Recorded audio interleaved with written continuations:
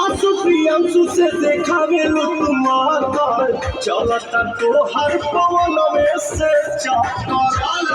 चक्कर हो पिएलु सागर भेद जन खवना हो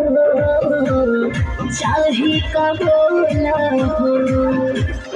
दुआरे के बुझलु पवनिया गोरी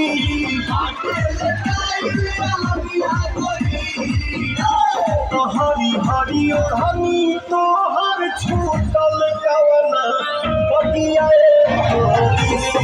हरी हरी धनी तोहर छूटल कवना बगिया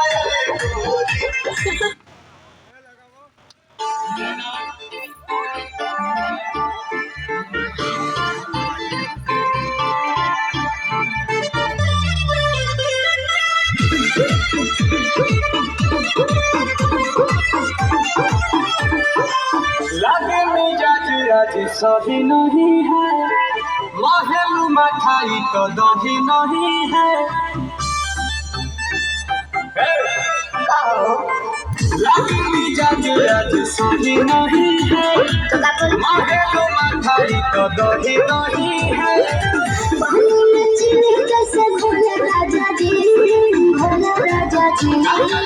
पानी में चीनी जैसे भोले राजा जी भोले राजा जी कमरिया गोले